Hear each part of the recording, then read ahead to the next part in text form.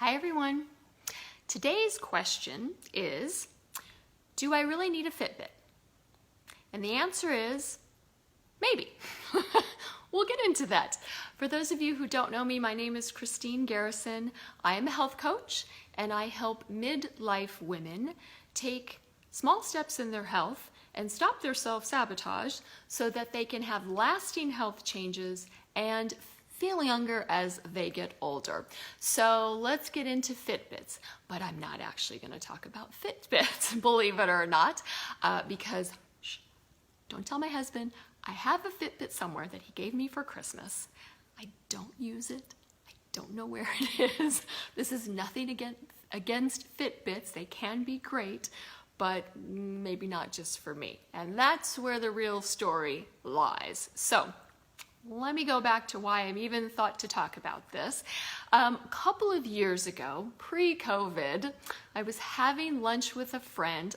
Remember those days? And we were discussing each other's lives and whatnot, and I was asking her how her life was going, and she happened to be big into cycling. So she was a cyclist. She had cycled across Europe. She was in tons of cycling, not competitions, but training events and charity events and all sorts of events. She did stuff in Hawaii. I have a Christmas card one year of her in France in front of an endless field of sunflowers as she was cycling across France on a cycling vacation. So big into cycling. So I asked her at this lunch, how's the cycling going? Are you doing any charity events? You know, what's your next big vacation? And she told me that she had not been on her bike for the last 6 months. And I was beyond shocked. I don't understand. What do you mean? That's like what you do. You ride your bike all the time. You're a cyclist. And she said no, for like the last 6 months, she had not been cycling. And then she said, which I hear all the time, is, I don't know what's wrong with me. I just don't have any motivation. And I just don't have any willpower, right? Those self-sabotaging beliefs that are not true, but we all can tend to think that way. I don't have any motivation. I don't even willpower. I have the Christmas card of her in France to show that she has plenty of motivation and plenty of willpower. No problems there, right? So what happened? Why was hadn't she been riding her bike for the last 6 months? So I asked her some more questions. We were talking about it. And thankfully, not too long before that lunch, I had read a book called The 4 Tendencies. I think Gretchen Rubin might be the author's name. I'd have to find it somewhere. And thankfully that book, you know, I had like a light bulb moment when I'm talking to her at lunch. I'm like, oh my gosh, let me ask you a couple questions, but I think I know why you're not cycling. And I think it's because you're an obliger. And she, of course, said, what's an obliger? What does that mean? So the 4 tendencies, the book's all about like why people may have easier times or more difficult times of trying to do something, right? And this author came up with 4 different tendencies or 4 different ways people seem to operate on how easy or hard they find trying to do certain things. An obliger, which is the majority of the population are obligers. So an obliger is somebody who has no problem meeting outer expectations. So that's work deadlines. If a teacher in school, you turned your homework in on time. Your family and friends can count on you. If they call you up and say, hey, I need help, sure, I'll totally help you. I'm there. People can count on you, and you like people to count on you, right? You want people to count on you. However, obligers have a difficult time sometimes meeting inner expectations. So an inner expectation is a New Year's resolution, right? You're not doing that for anybody else. You're just doing it for yourself. An obliger might have a hard time going for a bike ride, like my friend.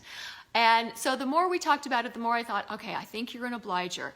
And so the kicker with the obliger is, in all my friends' past experiences with cycling, she had always been part of some sort of team or group. A lot of times she would sign up for charity events, so they were trying to raise money, so they had cycling relays or all sorts of things, but there was a team or an event to go to, a training session. So Tuesdays at 3 o'clock, that's when we all meet to do our 50-mile ride, or I don't know if that's a long ride or not. I'm not a cyclist, but so she had like Tuesday at 3 o'clock, that's when we meet to go for this ride, to train for this event.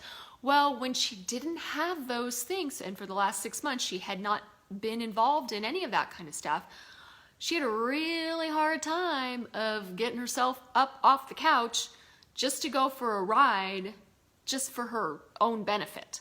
Like there just didn't have a lot of reason that she wanted to do that.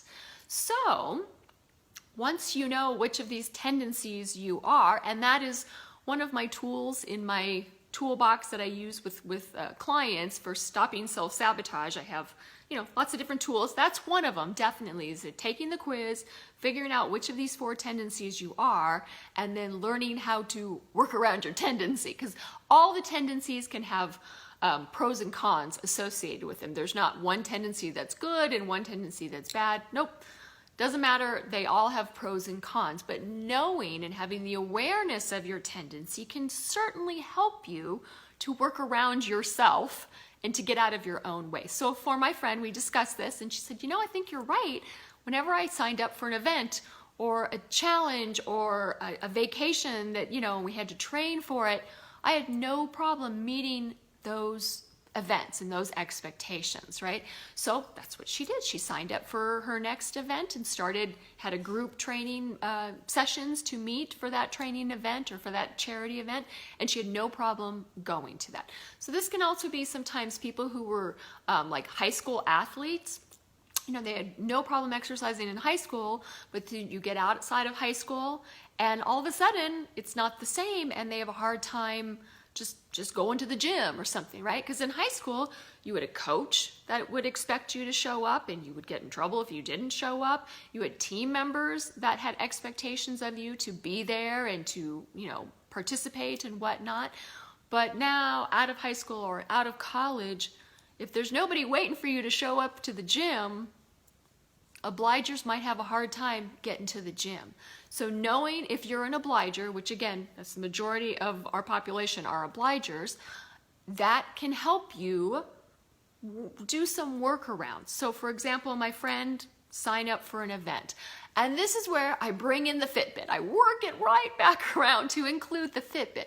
So for an obliger, a Fitbit might actually be a fantastic tool, because a Fitbit would be outer accountability. So if you're counting your steps and you're trying to get to 10,000 steps, that could be outer accountability. And that's what obligers do best with, is having outer accountability. So it's, your teacher or your coach expecting you to show up for a practice, your friend who's meeting you in the park to go take a walk. If you don't show up, your friend is like standing there by themselves in the park, right? Probably not going to do that. So obligers can come up with some ways to have outer accountability. Could be a Fitbit, could be meeting a friend in the park for a walk, could be signing up for a team event and training with a team. There's all sorts of different super creative ideas that people can come up with for how to set up that outer accountability, if that's something they need. Now, if you're not an obliger, you may not want that or need that, okay? One example from the book that I still remember that I thought was so ingenious for obligers, it was 2 women, both wanting to increase their exercise. So they decided they would, after they had 30 workouts, they would treat themselves to a spa day, right? So they would put in 30 workouts, and then they would get to do a spa day. The kicker in this is, because they were both obligers, they were earning the days for the other person, not themselves. So if Betty and I are doing this spa day together, she's earning my 30 workouts. So every time she works out, I get 1 workout. She works out again, I get 2 workouts, etc. And I'm doing the same for her. So if I don't show up and do a workout, Betty doesn't get the workout. And so Betty doesn't get her spa day. And as an obliger, obligers would be like, oh my God, I cannot not get Betty her spa day. Betty's got to have her spa day. I've got to work out. So that is a fantastic way for obligers to work around themselves, basically. Now myself, I'm not an obliger. I'm a questioner. So as a questioner, I could not care less about having a Fitbit. Some arbitrary 10,000 steps number means nothing to me. I don't care anything about it. When my Jazzercise studio does the contests for, do so many workouts in so many days and you win a t-shirt, I've never once signed up for those contests. Those would be great for obligers, but as a questioner, I am not there for that. I am there because I love to dance and I have a ton of proof and knowledge and belief in the amazing, amazing benefits and power of exercise. And I know how truly amazing it is. And so nothing will keep me from doing that. And whether a t-shirt, not a t-shirt, I don't care about the t-shirt. I don't care what the Fitbit's telling me. None of that matters to me as a questioner. Now, questioners can sometimes get into problems with something called analysis paralysis. So that is when you can spend, you could spend 6 months researching what is the best exercise format. It could be this, it could be this. Right? You could spend a lifetime keeping research going. So questioners need to have a deadline of okay, stop the research and just start something and see if you like it. So 4 different tendencies. Again, that's one of the things I use with my clients. Take the little quiz, figure out which tendency you are, and then we can kind of come up with some ways to work around that tendency if you need some workarounds, basically. So I hope this was helpful, and if you are an obliger, which again, that is the majority, start thinking about in the past, do you notice similar things in your own life? You're like, oh yeah, when I'm meeting a friend at the gym, I have no problem showing up. If I sign up for a 5K, I have no problem getting my run in or whatever because I'm trying to raise money for a charity event or anything. But if I don't have those things, boy, then I have a hard time going. Maybe you're an obliger, and try to think of some creative ways to have that outer accountability that will get you to meet that goal. So hope that helps. Hope everyone's having a great day, and I will see you all later next week. Bye.